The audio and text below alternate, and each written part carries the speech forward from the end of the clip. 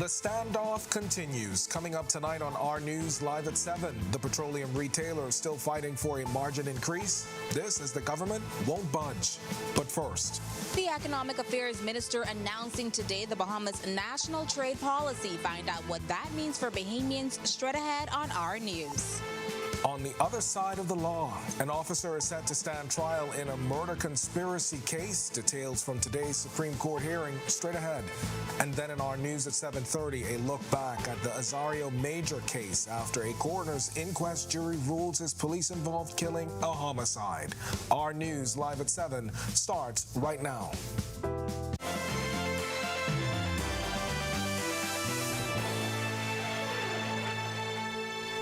Welcome to Our News Live at 7. Thanks for joining us tonight. I'm Kendino Knowles. We are still following the standoff between petroleum dealers and government.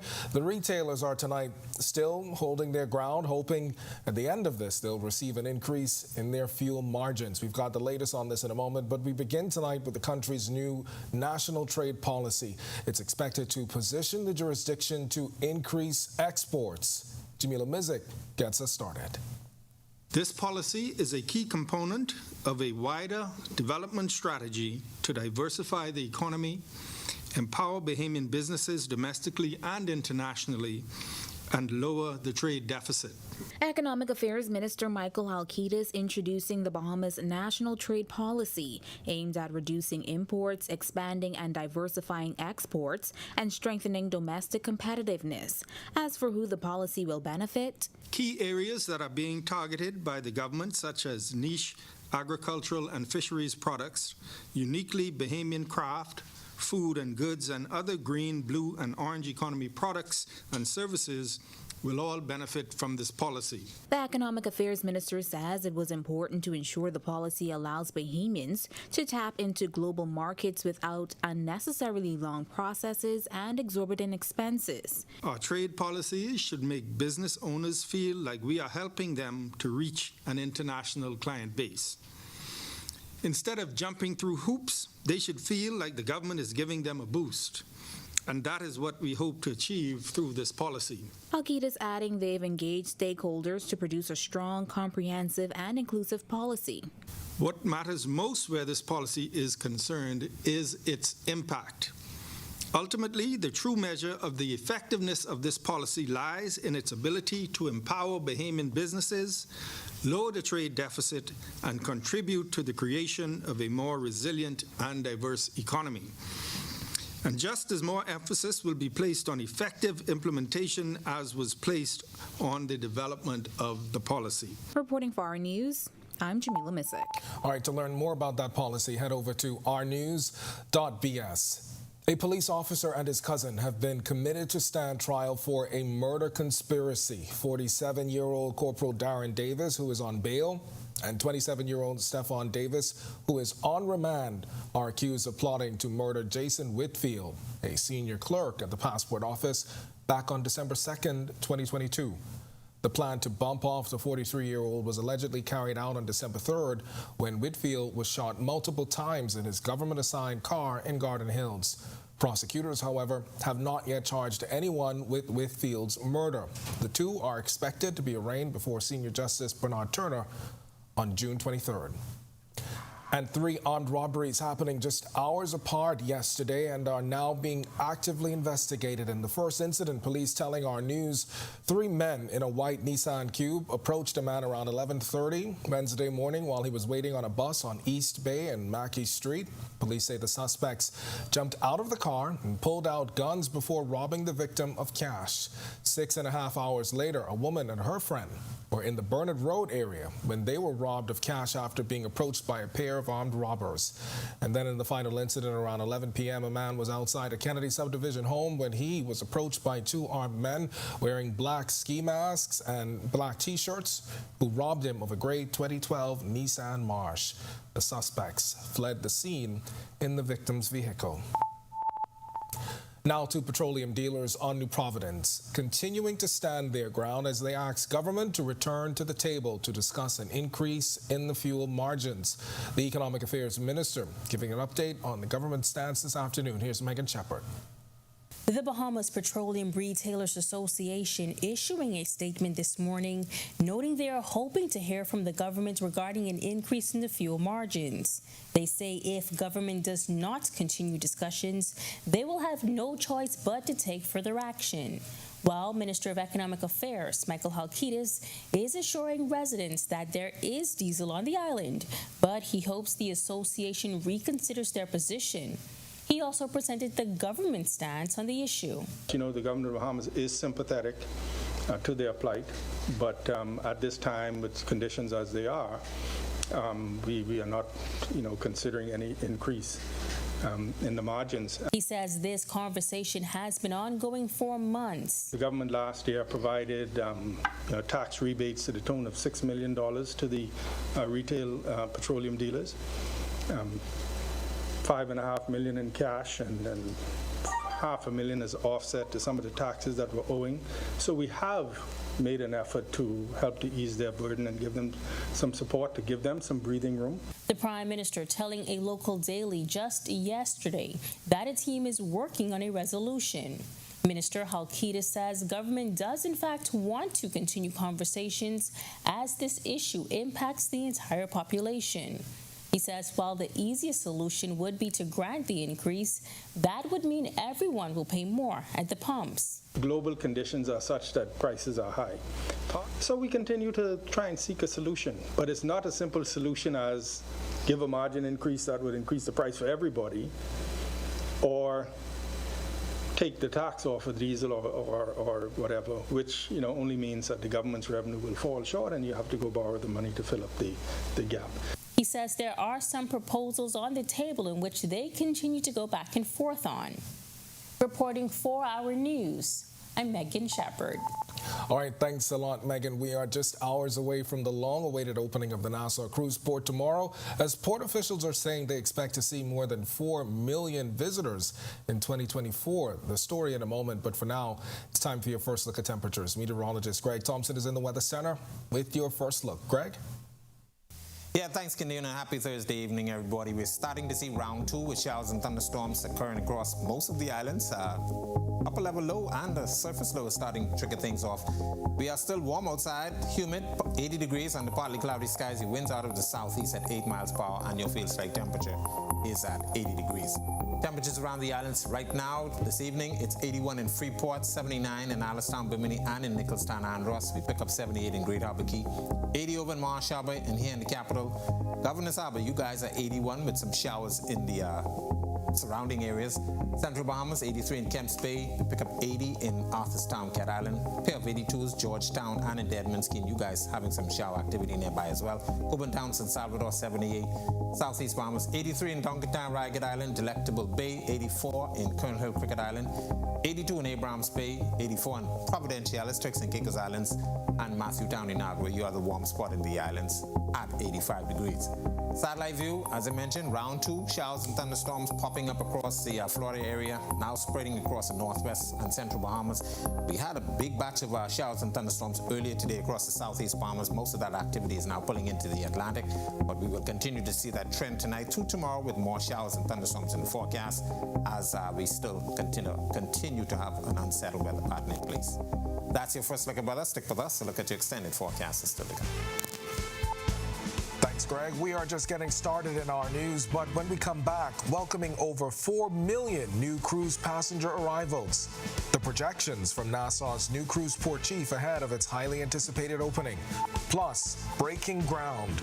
A new concrete plan for Grand Bahama expected to pump over $6 million into that island's economy. And then in our world news segment, remembering music icon Tina Turner, who passed away yesterday at the age of 83. The story when Our News returns. Oh, it's your thing. Do what you want to do. It's your thing. Do what you want to do. Oh, it's your thing. Do what you want to do. Shareholders are very happy. Oh, it's your thing. Do what you want to do.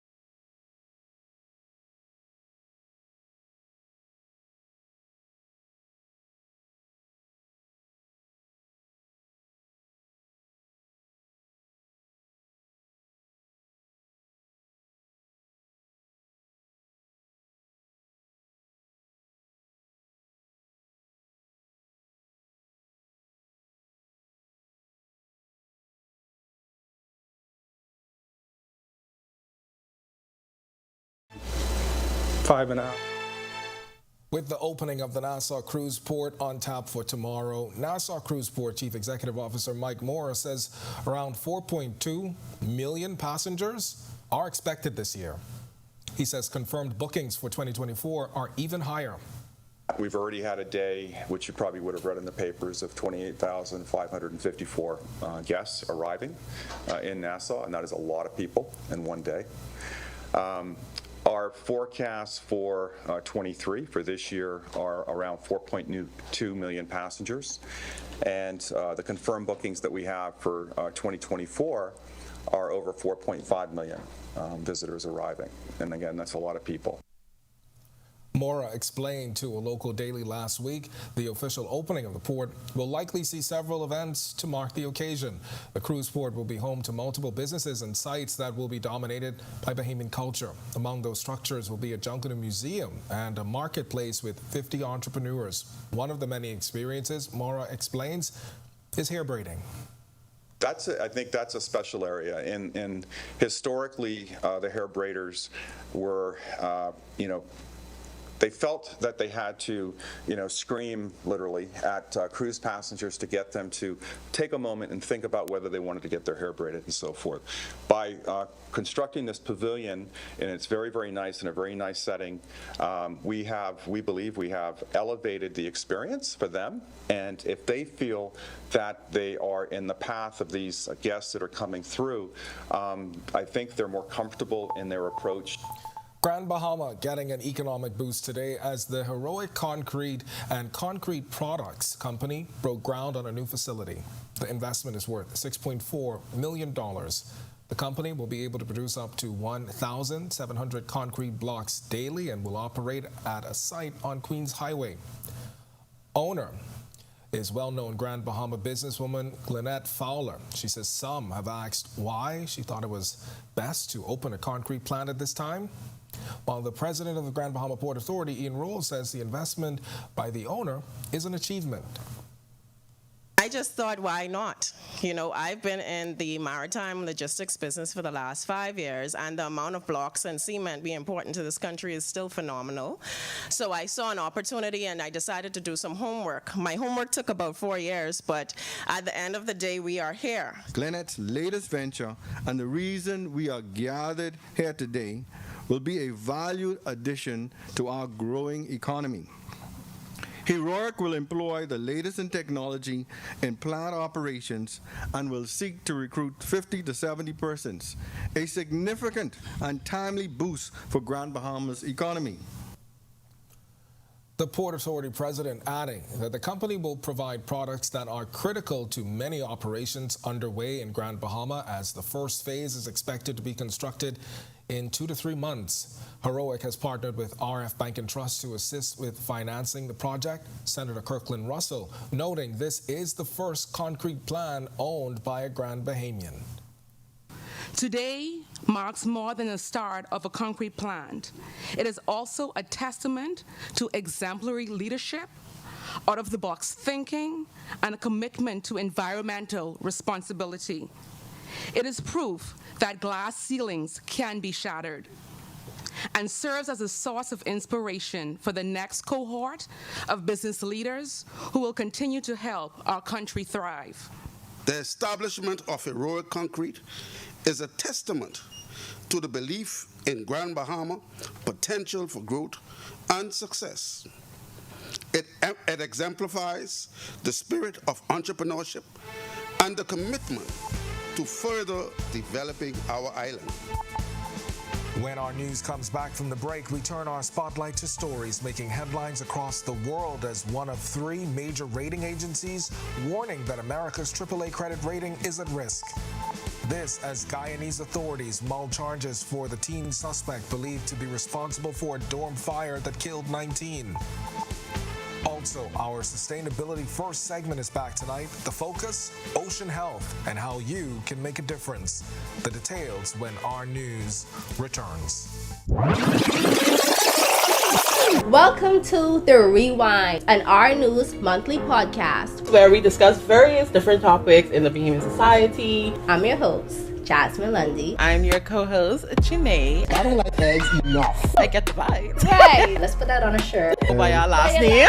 Yeah. This is The Rewind.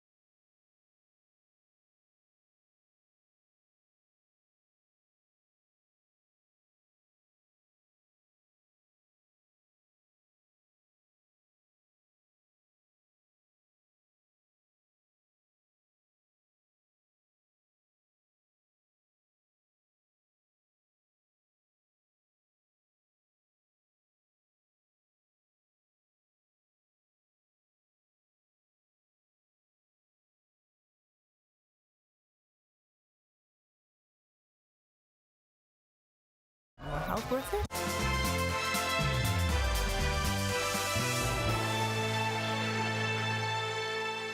This is our news. Welcome back. We turn our attention now to stories making headlines across the world.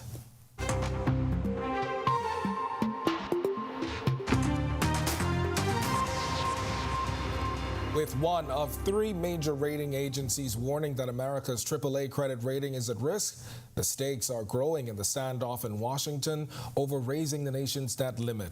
On Wednesday night, the rating agency Fitch put the nation's credit on Rating Watch Negative, which amounts to a warning that it might downgrade the U.S. credit as a result of the impasse. Negotiators held what both Democrats and Republicans have called productive talks on Wednesday to try and reach a deal.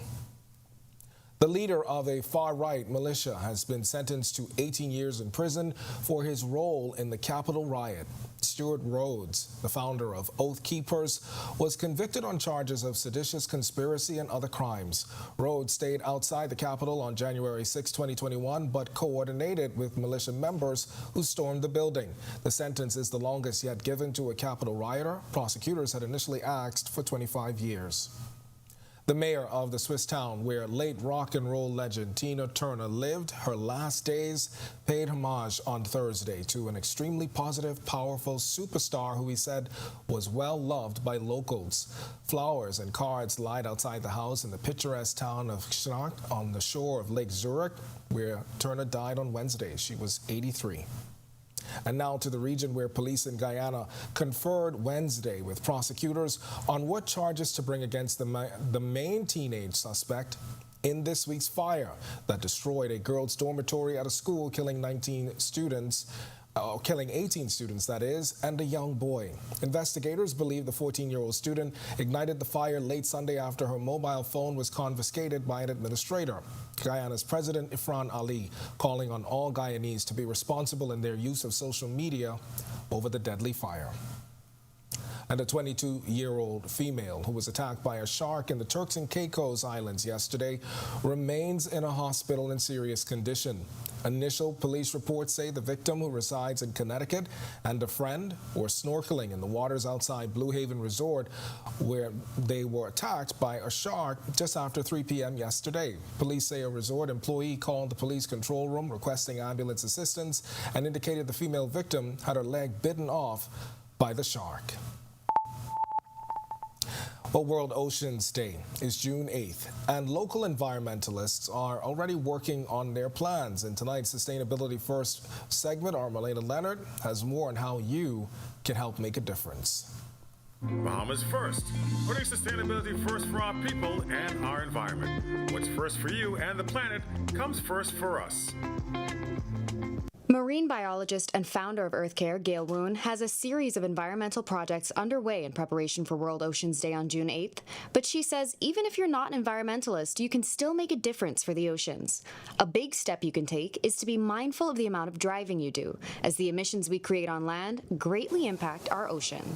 When the greenhouse gases are increased, that makes our ocean more acidified because our ocean is a carbon sink. So all the carbon coming from all of our burning fossil fuels and doing all the things that we do ends up in the ocean. And right now the ocean's at a point where it can't take much more, and that's why it's acidifying. This can lead to shellfish like conch, clams, oysters, and lobster shells becoming thinner and risking their long-term well-being. So, aside from reducing your driving and greenhouse emissions, what can you do? The best thing to do is to just be mindful about everything you do during the day. Everything you do has an impact on the world, the ocean, the environment, what kind of utensils you use to make your coffee. If you use a reusable cup, or if you use a disposable cup and then you throw it on the ground and eventually it ends up in the ocean. There are daily things that you do every day. Reporting for Our News and reminding you to put sustainability first, I'm Marlena Leonard. Still to come in Our News, today in history, find out interesting facts about the day that was May 25th, including Prime Minister Philip Davis's first budget communication. And then in Our News at 7:30, vendors expressing concerns about the new port ahead of tomorrow's opening. And a tour guide expressing concerns after that shark attack that injured an American tourist in waters off Grand Bahama. That's coming up when Our News continues.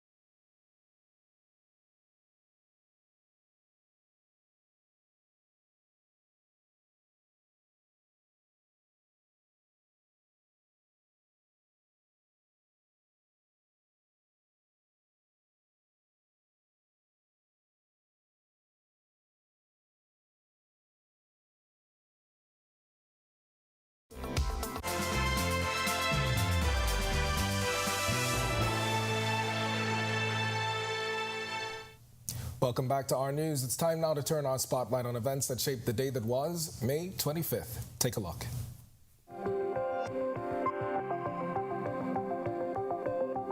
On this day in Bahamian history in 1791, the English merchant ship Simon Taylor was shipwrecked and lost off Great Inagua Island.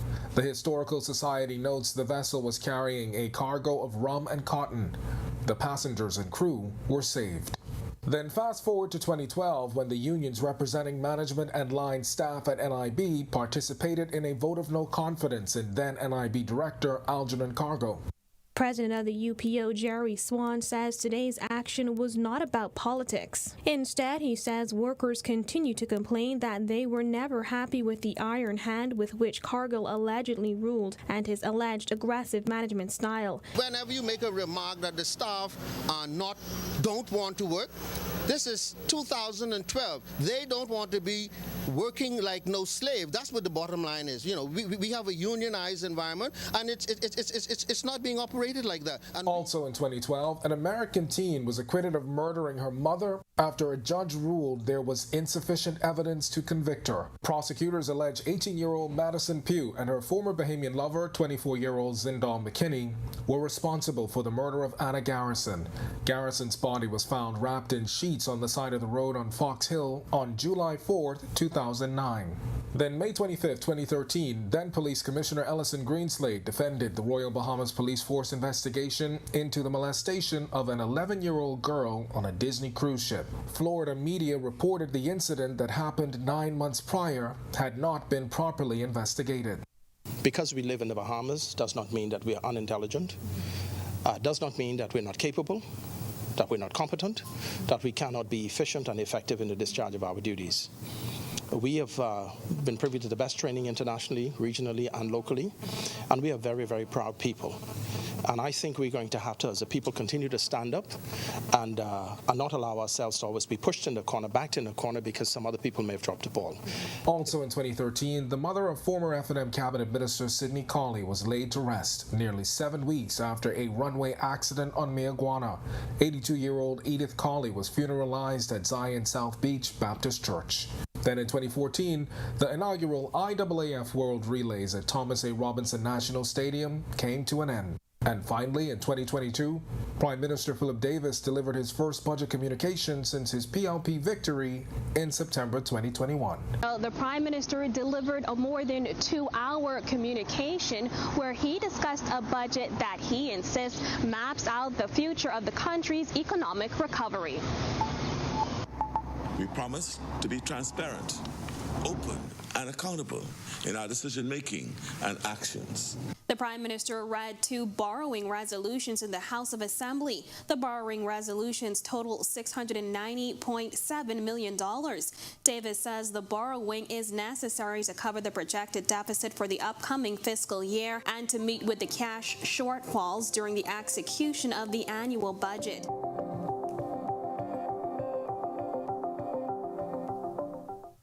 All right, to watch that historical recap again and for all of today's top stories, you can visit ournews.bs. That's going to do it for us in News at 7. Joining us now is Natalia Hall with the latest headlines. And Natalia, I mean, we do this today in history every day, and all I think is how time flies. Yeah. That was Jasmine and I just know, last right? year. Time is surely flying. Yeah. And the saying is true, time waits. Absolutely. Yes. All right, thanks so much, Ken. Well, yesterday's coroner's inquest findings putting the police killing of Azario Major back in the spotlight, plus an American man arrested in Bimini. Here are your latest headlines. The next steps. First tonight on Our News Live at 7:30. After officers in the Azario Major case was found guilty by the coroner's court on Wednesday, we take a look back at some of the facts in the case. And a Florida man in police custody tonight after illegal items were found in his luggage in Bimini. We have the latest from police. And who will reap the benefits? That's the question vendors of Festival Place are asking, as the new Nassau cruise port is set to officially open tomorrow. Our Joshua Williams has the full story. And later, evading taxes. The Department of Inland Revenue will soon be cracking down on the most egregious offenders. Our News Live at 7:30 is back in a moment.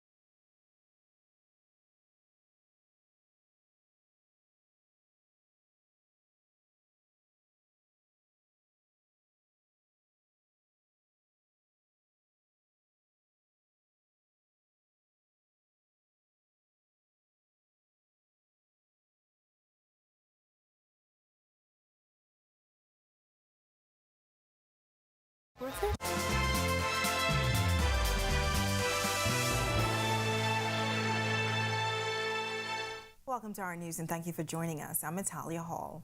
The fate of 3 police officers now lies in the hands of the acting director of public prosecutions after a jury ruled the tragic killing of 31-year-old Azario Major as a homicide by manslaughter. But it hasn't been an easy road for relatives. Bertha McDermott takes a look back. The family of Azario Major is one step closer to having some sort of peace, nearly 2 years after their loved one was gunned down by police. The deadly incident took place on the night of December 26, 2021 on Fire Trail Road. At the time, police said this at the scene.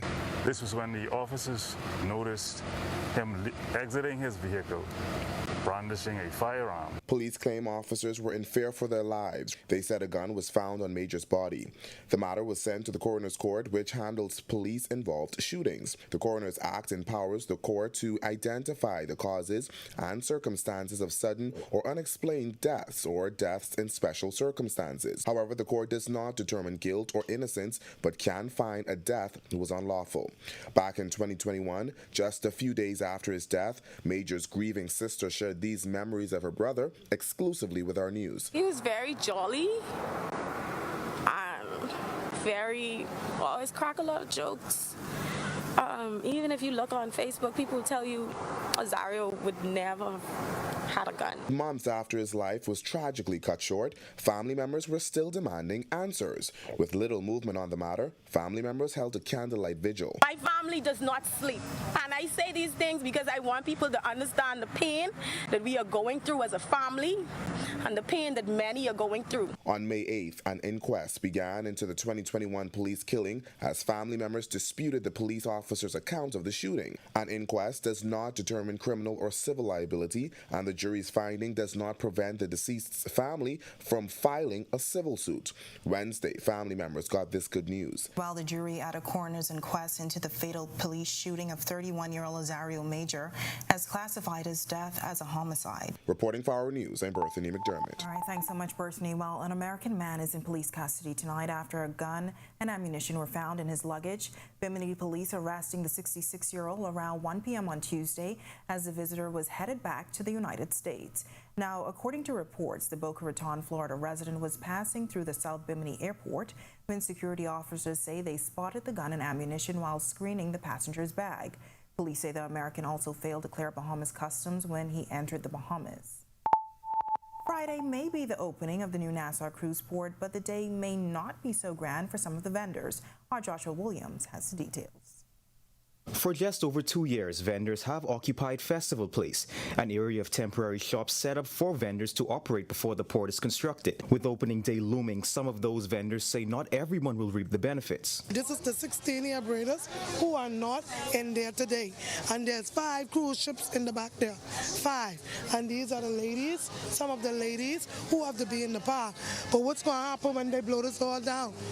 They're going to the police is going to be behind us. And for those that have made it into the new port, President of Festival Place Tenants Association Yvette Prince says there are a slew of critical issues they feel are not being addressed. When we were having meetings, they told us that we could use the space under the overhang, I guess to give us more space. And then that changed, and they said that we can only have one item on the outside, which limits the space. We spoke to the owner of this establishment who says her structure will be demolished if she's not out by the end of the day. Now the port over there looks good, but just how you make provision for some, you should have made provision for all your vendors, which you had placed on Woodwaters Wharf. So you're not going to be able to move in? And no, sir. And I still don't know where they put me. When questioned about the validity of their concerns, CEO and Director of Nassau Cruise Port Limited Mike Morris says while unfortunate, they only provided space for the legacy operators. When you make the destination better, it obviously caused others that had not previously been there to say, hey, how can I get in there? And so I know that is an active conversation. If their name wasn't on the list, if government didn't say, hey, you got to talk to this person, you got to provide a space for this person, then unfortunately they weren't considered. Reporting for our news, I'm Joshua Williams. All right, thanks, Josh. Well, Minister of Economic Affairs Michael Halkey is clarifying a recent notice from the Department of Inland Revenue, which revealed that come June, the department will begin to enforce its right to the power of sale, targeting the most egregious offenders when it comes to unpaid real property tax. Halkey is noting that as of May 18th, the real property delinquency figure stood at more than $820,000. Here's the breakdown. And so, for example, 226 million of that is owed by foreigners. And of that number as well, 235 million is commercial. That is properties that are either businesses or being rented and generating income. And so when you saw a power of sale, our intent is to try and put a dent into this. Imagine if we could collect all 822. That's probably not possible, but if we can collect a significant portion of it. And our view is that, particularly as it relates to foreign property owners, we are upping our efforts. He says there may have been some misconceptions that government will be coming after Bahamian homeowners. He says this new initiative mainly targets chronic delinquents. Of that 822 million, only 155 million of that is for what we call owner-occupied, people who live in their homes. So I just want to stress, it's a big problem. A huge chunk of it is owned by foreigners. We are engaged in some activities now to go after them, for want of a better term, in terms of collection. And when we come to certain categories, particularly when we talk about foreign-owned properties where there's been some stubbornness in getting the number down. All right, well, nice weather outside the Our News studios this evening, but there may be some more rain on the way. Meteorologist Greg Thompson is in the Weather Center with a first look at weather. Greg? Yeah, thanks, Natalia, and welcome back, everybody, for a quick check on conditions outside our studios and around the island. Still a wet pattern in place, 80 degrees, humid outside under partly cloudy skies. Your winds are out of the southeast at 8 miles per hour, and your feels-like temperature at 80 degrees. An unsettled weather pattern continuing for us as the surface low across Florida, as well as an upper-level trough shifting across the area, triggering some showers and thunderstorms. Some of those showers and thunderstorms will be strong and heavy at times, so we're asking you to exercise caution if you're moving around. Patch of showers and thunderstorms move through the southeast Bahamas, well out in the Atlantic right now, but this trend will continue tonight through tomorrow. So we're looking at one more day for some showers and forecasts. That's a quick check on conditions around the island. Stick with us. We'll tell you more about what's happening for the weekend. Still to come on Our News, more pushback on the opening of a new Wendy's restaurant on Paradise Island. This as a mega yacht marina owner says parking is a major concern. Plus, why a Grand Bahamian businessman says some boaters are not following the law and how it's creating a shark issue in waters off West Grand Bahama. And another announcement for the La Playa, the government-owned mansion on Bay Street. Find out which local company secured the contract to redevelop the years-old property. That's all coming up when Our News returns. Whether you're battling a chronic condition or offsetting a new injury, Doctors Hospital's comprehensive rehab services offer the help you need now. Go to doctors. 3 advanced facilities at Collins Avenue, Carmichael Road, and Cable Beach means your personalized plan for care is just a visit away. From physiotherapy to occupational therapy and speech and language pathology, our team approach is all about rebuilding together. For a full list of services, visit doctorshosp.com/rehabilitation. Doctors Hospital, trusted and best care now. Isn't your health worth it?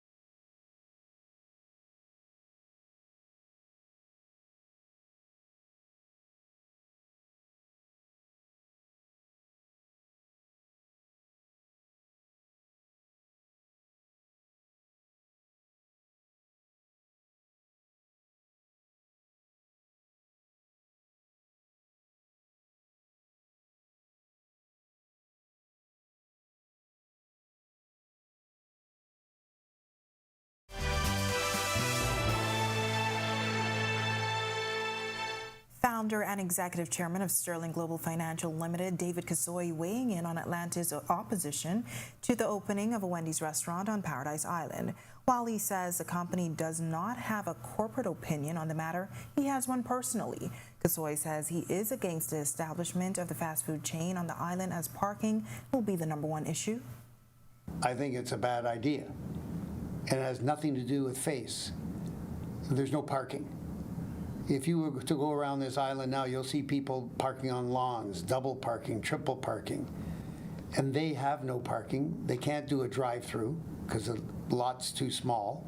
They're trying to do 2 ventures out of there instead of 1. Now, Kasoy's comments echo those made by an Atlanta's executive who said last week that Wendy's would not fit the aesthetics of Paradise Island and would create traffic congestion, leading the resort to team up with other stakeholders on Paradise Island to oppose the proposed move. Kasoy also says the island caters to high-end visitors and that those visitors are expected to spend large amounts of money when they visit. I just don't know that that's the brand and the level that you want to keep Paradise Island to, because everything we do is very high-end, and I think we want to bring the high-end tourists here because they're the bigger spend. Like if you have, somebody coming in off a ship, I think the number was something like $35 to $70 a day would be the average spend. But you come and get somebody in the hotel, it's $1,000 a day. So that's the kind of client Bahamas needs. All right, well, earlier this week, a fishing trip nearly ended in tragedy for an American tourist after he was bitten by a baby shark in waters near Sandy Key off Grand Bahama. Now, in light of the situation, a local tour guide in West End is speaking out on some of the concerns and issues in that area. Sometimes our foreign friends from the United States, mainly Florida, will come over and think it's a real novelty idea to land a shark on their boat, which at that point in time could cause some serious injury. Owner of West End Ecology Tours, Keith Cooper, says on Sandy Key, where he conducts tours, he's witnessed several situations where boaters have not been following the law. What I do see and have seen is foreign boaters come over here and bring bags of bloody fish right in the environment where I'm working, and that blood will attract the sharks to that fish that they have. And I've seen very dangerous situations where this could cause a permanent or even deadly bite on a human in the area where they're doing this in front of me. And he believes some boaters often provoke the sharks, which he says can cause a bigger problem. This is not Disney World and this is not SeaWorld. So you cannot just come here and go into a wildlife environment and counter these animals by inducing a bloody flow of water from fish to attract them in just so that you can be amused by it. These are very dangerous things, and these are the kinds of incidents that are going to keep occurring if we don't have some type of education and awareness. Cooper says he's reported the matter to the authorities. They have advised me that whenever I see this happening, to get the boat numbers, the serial numbers off the boat, and report it to them so that they can then apply that information and share it with other agencies, enforcement agencies. But one of the things that can be done is to two things. One, every boater coming into West End or any port in the Bahamas should be given a document sign that says they're not going to harass our marine life or should be aware of the Bahamian laws in regards to especially sharks. All right, well, La Playa, the government-owned mansion and property just east of Goodman's Bay, is set to be redeveloped by the Bahamas Striping Group of companies. This announcement today by the company's new general manager, Melanie Roach. Roach outlines the preliminary plans for the property, which sat dilapidated and run down for years. It is a historical building. It's been allowed to sit and deteriorate for many years, but now we are going to be developing it into a protocol house for the Ministry of Foreign Affairs. We're in the process of assembling a Bahamian design team of architects and engineers to produce the necessary design and construction drawings, and the contractor for the project is none other than Mr. Tony Lewis from EGL Development Company. Now, the mansion has been the source of controversy. Back in 2021, then Prime Minister Dr. Hubert Minnis claimed in Parliament that the Christie administration spent $10 million of taxpayers' money on a house for the Prime Minister to entertain guests. Rhodes said the development has an aggressive 14 months timeline until completion. But when asked about the cost of the redevelopment, the general manager could not give a figure. We're in the process of developing the design. So once we have further information, that project is going to be very progressive with regards to energy conservation.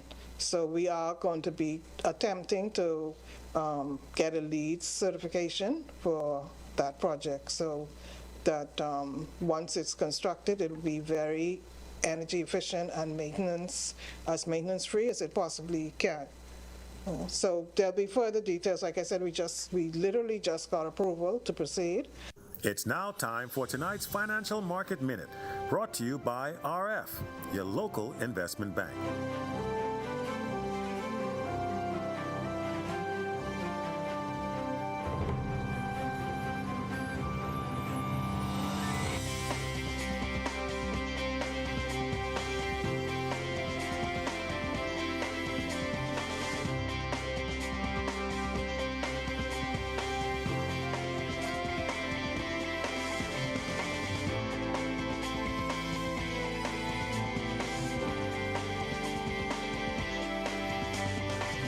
This has been your Financial Market Minute. To explore the best performing mutual funds in the Bahamas, visit our website at www.rfgroup.com. This college baseball player was named best in his conference, and the last swim meet of the season is scheduled for this weekend. Hang on, our sports is up next. Following a storm-filled night, the day turned out to be beautiful. Greg is back in the Weather Center when our news returns.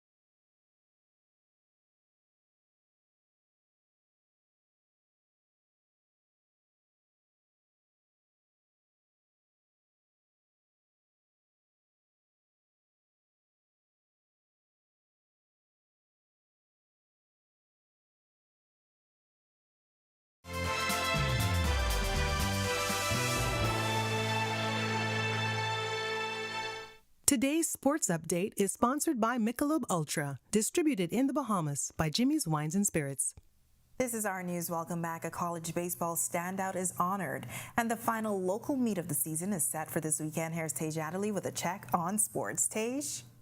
Thanks, Natalia. Texas Southern baseball player Dalen Adderley has been on a tear all season. For his brilliant hitting, he was named best in his conference. Dalen Adderley has been the best hitter in HBCU baseball and one of the best in the nation all season. The New Providence-born outfielder led the SWAC conference and is 6th in the nation in batting average. He also led the conference in OPS. Playing for Texas Southern University, he led his team to a 31-22 record, good for second place in the SWAC West. Yesterday, the SWAC conference recognized his incredible talent, naming him Player of the Year, Hitter of the Year, and First Team All-Conference. An all-time great hitting performance by Dalen. TSU lost in the SWAC tournament to in-state rival Prairie View this morning, ending their season. He's draft eligible, so we'll keep you posted on whether he decides to return or go pro. Moving on to local swimming. The Oak Tree Medical Center Mako's Aquatic Swim Meet is happening this Saturday at the Betty Kelly Kenning National Aquatic Stadium. This is the last swim meet before Nationals. The Mako's Last Chance Swim Meet will be held on Saturday at the Betty Kelly Kenning National Stadium. The one-day meet will feature over 300 to 400 swimmers from throughout the Bahamas and the Turks and Caicos Islands, and the last chance to make the National Swim Tournament, which is scheduled for July. The meet will give swimmers returning home from school an opportunity to go against high-level local competition while on break. It will also serve as a tune-up for Nationals. The meet is Saturday only. There will be 2 sessions, one at 9 a.m. and another at 5 p.m. We look forward to seeing what they do on their next stop on the tour. That's all for sports today. I'm Tej Adderley. What type of weather can we expect tonight after heavy showers this morning? Well, Greg is back with the answer right after this quick break. Stay with us. This is what it looks like.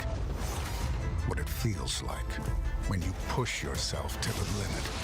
When you commit your whole life to greatness, even if it means sacrificing everything. Wait, what? I've never lived like that.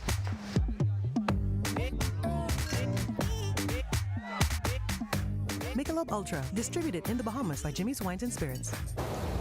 If you want a real nice tasty bangin' dish, there's a place on the fish fry you can't resist. You can watch the sunset out on the beautiful deck. Eat a juicy conch salad made by the contact technician. When they ask me where I learn by the concrete. When they ask me where I learn by gold.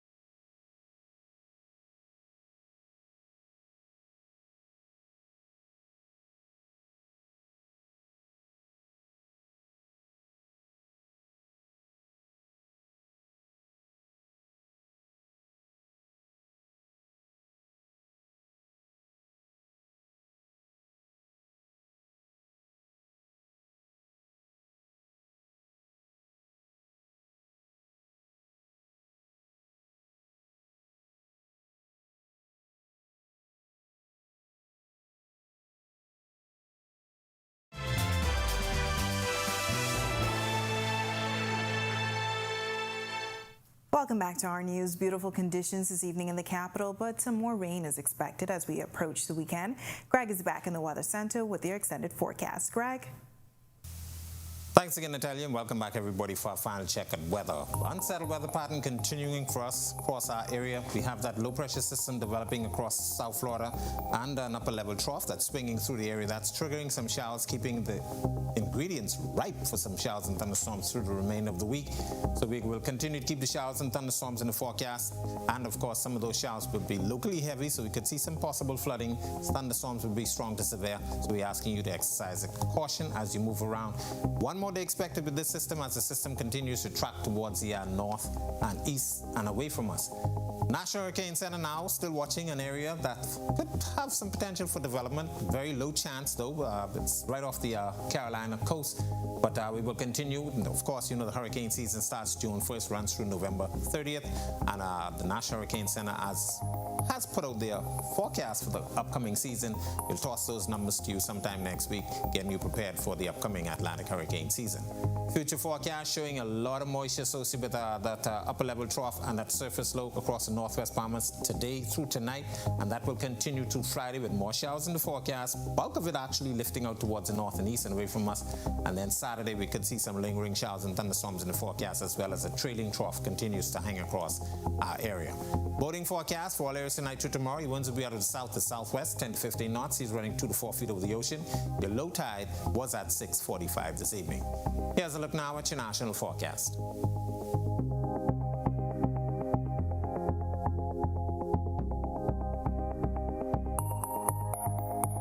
In the extended forecast, showers in the forecast one more day. Then we have some lingering showers with a straight thunderstorm or two possible. Clearing up until next week, and of course those temperatures very close to summer-like values near the 90-degree mark. Overnight temperatures will stay in the mid to low 70s. That's a look at our weather. Have a safe evening, everybody. All right, thanks, Greg, and thank you for joining us for our news tonight. On behalf of the entire team, I'm Natalia Hall. We'll see you tomorrow night. Have a great evening.